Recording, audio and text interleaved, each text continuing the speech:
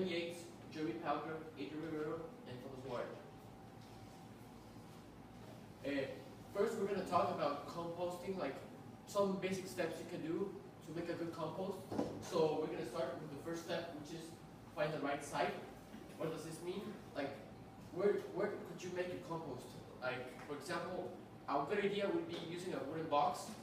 So you could like take it, like it wouldn't, animals wouldn't get in, or when it rains, it wouldn't like pour down and make a disaster. So it would have a shape. And this is basically what we're looking for, a wooden box like this one, right here, which has a lid, which you could take off, maybe put in more compost and close it. And it's like a basic idea, and it's pretty easy to do. Every school could do it, and in our school, it's what we're trying to do. And the second step would be add the right ingredients. What is this? Like, if you have a kitchen caddy or some green bags, maybe you could use in your house. So you could like store every time you peel an orange, or you have something organic, some organic waste to throw. You could put it in this bag, and when you're finishing for the day, maybe once a week, you could get to your compost and throw this inside the compost. So you could just keep doing this. So your compost would keep like growing and being perfect. Like, it take care not to compost cook food, meat, or fish, because we don't want that. Also, remember to fill it up. And you could empty your kitchen caddy, and 50% should be greens, and the other 50% should be a mix of browns, which is a good recipe for a compost. It's very important because for you who don't know what greens are, it's just they're quick to rot and provide important nitrogen to the moisture. And the browns are slower to rot. They provide carbon and fiber and allow air pockets to form, which just makes a good balance between what decomposes fast and what doesn't. There's a picture, for example, of some browns and greens mixed together in layers, different layers. And then you should just wait. 6 months maybe is what we did in our school. We waited for 6 months because it took a while for the compost to form. Although if you're looking for a great compost, like a good mixture and everything, and you want it to be very rich, you should just wait from 9 to 12 months probably, and that would like make the compost really good. It's just a question of waiting. And ready to use once the compost has turned into crumbly, and you can see it darker brown. This means that the compost is already ready. It may have some sticks and things, but it's just normal. It's just the soil that is already ready to use. That's what it means, like that color right that you see over there. And removing the compost, which is just taking it out and using it for what you want to use it, like for example for using it as fertilizers or things like that. The way the compost looks like lumpy, as I said before, it may not look perfectly like just like soil. It might have twigs or things that were left over from the organic waste you just put in, but it's totally normal, and you could use it. That's fine. So maybe you don't have to worry about it if you see it in your compost. We are going to now talk about the history of compost and how it first started. Humans would actually never start composting if we did not go through the Neolithic revolution.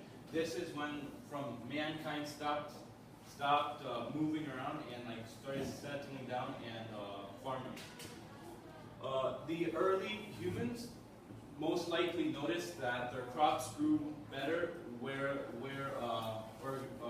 organic waste was, and like that's when they like started to notice and started to put their first early methods of composting. One of the first records of early composting dates back to the Akkadian Empire, which is roughly about 4,000 years ago. These were farmers who were very basic. They didn't use very complicated tools, and they mostly grew wild wheat. And wheat really needs fertile soil to grow in, which is why one of the first composting happened in the Fertile Crescent.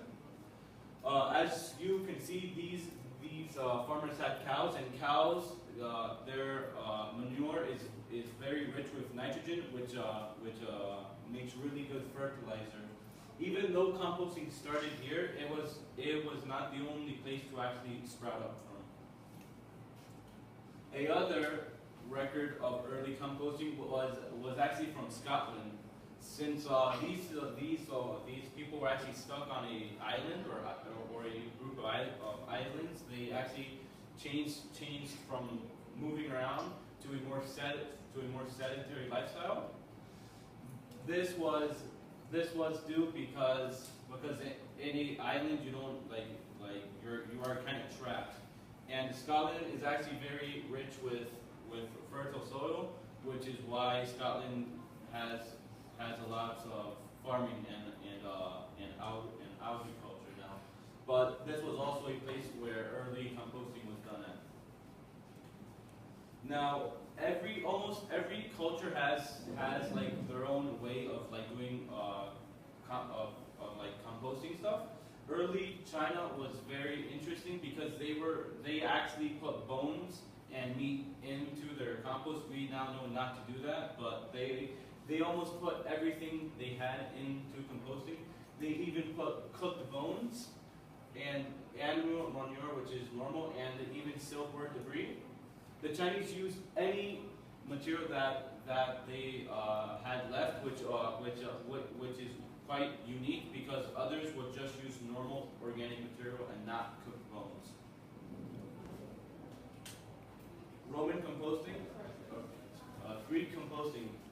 Greek composting actually helped Greek city-states have a surplus of food, and this surplus of food helped them not have to farm every day and think about more other like if you don't have to farm every day, then you have time to think about life and all that, which is what the Greek city-states during this time were known for. Their surplus of crops helped them grow as well. Some city-states grew as a republic, and others as more empires. But even though normally, since Greek is actually very close to where composting first started, we actually, the scientists actually think that when people migrated to Greece, that they used the same methods as the Arcadian Empire. Roman composting is actually revolutionary, as they were the first one to create and use various types of composting. They were also the first ones to actually use city sweepings, or the first recycling, because the cities had a lot of organic waste, even human fecal matter, which is bad, but they still used that. Now, Roman cities usually had a house that was filled with compost, because you don't want to keep it in the city because it's not that sanitary. But as Marcus Ponius Cato wrote a agriculture book that explained composting and its basics, and that its content is a direct spreading with street sweepings and organic reuse. In addition, trampled straw, which we still use, which other methods of composting still actually use trampled straw. And this system was actually the first recording of using worms, which now lots of people use worms in compost. As you saw, that various groups who actually did composting actually bought worms, but they were the first ones to actually use worms in composting, and that is known as vermicomposting. The Egyptians, it has been generally well known that Egyptians were very good farmers, and this led to their really expertise knowledge in composting. Composting was so important to them that Cleopatra made killing of any worms that very illegal, and that you could actually get executed for that. This is because they live next to a desert, so they really need every single piece of food. Native American composting is actually very, very, very interesting because they're not like instead of having a compost pile, most of them actually put compost with like their individual seeds, as you will see. They composted it in 3 different methods. The first one was known as sheet composting, which is basically what most people do right now, where you put layer upon layer upon layer, as in like a sandwich. That is basic. But they were also known for using uneaten fish parts and actually put fishes with, or like the fish parts with their seed, which that was actually taught to other English settlers back in the 1700s when they arrived. And their final way of composting was actually use seed balls. These seeds were played into a ball and compostable materials. These compostable materials were very moist, which let the seed grow.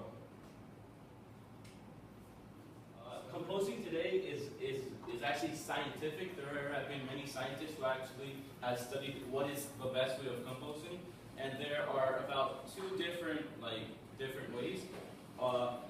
The indoor method consists of 3, and this is very, very scientific. So it consists of 3 parts plant matter to 1 part manure. Manure comes from either animals, like cows or chicken. These were initially layered in a sandwich fashion, just like the Indians were known as sheet composting, with layers being repeated until the heap was about 1.5 meters tall. And the University of California method, they have their own method, is being layered as well as about being built at one time with a minimum of a volume of 1 cubic yard. Material size, moisture levels, and frequent turning are key elements. Although there are other ways to do it, like Willie showed us that you can have a bin when you could also just dig a hole, which is what we did because we have lots of ground at our campus.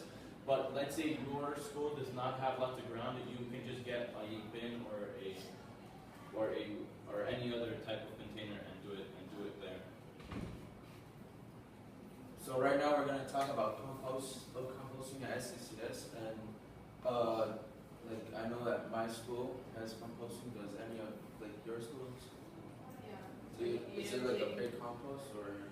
No, It's not. it's not Or very is- big, but it started this year, like 2015. Are they beginning to do it? So yeah, they've already It's a started. lower school. Yeah, it's in the lower school area, but it's a high school. It's We a whole have- school project. We have the Eco Club and they have like a garden, but now they're using compost. Yeah, because like our own compost, we will help the garden in the future because of the rich fertilizer. But composting at SCCS which is translates to Santa Cruz Proper School. It's in Bolivia. It was complicated because we had some problems, including at a time that the school requested us to move alongside with the garden project to another place.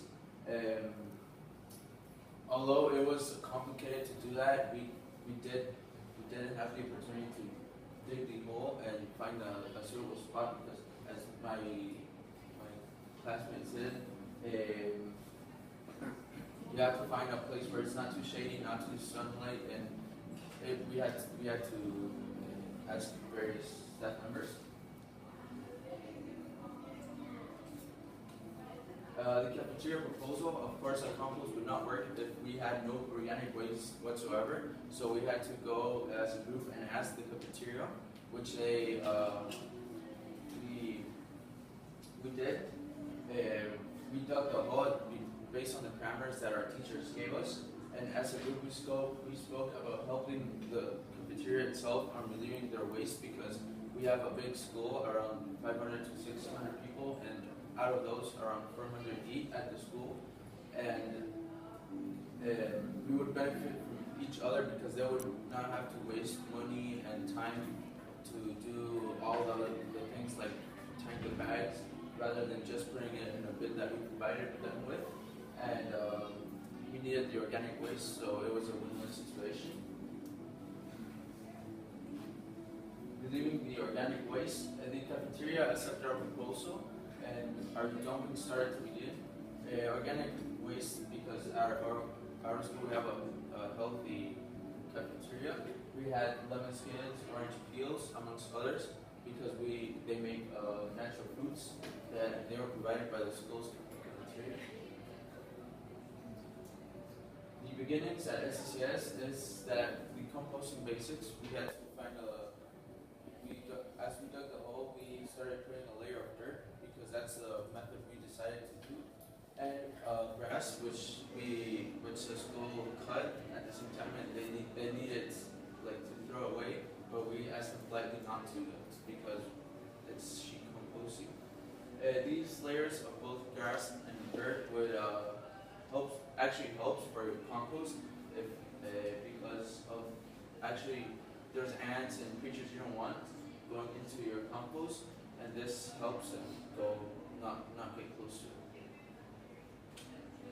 For some benefits, we hope that within the end of the school year we'll be digging even more compost holes because our own compost will start to fill up by the end of the month, as a prediction, and it will aid the Green Club and the garden at the same time with the fertilizer.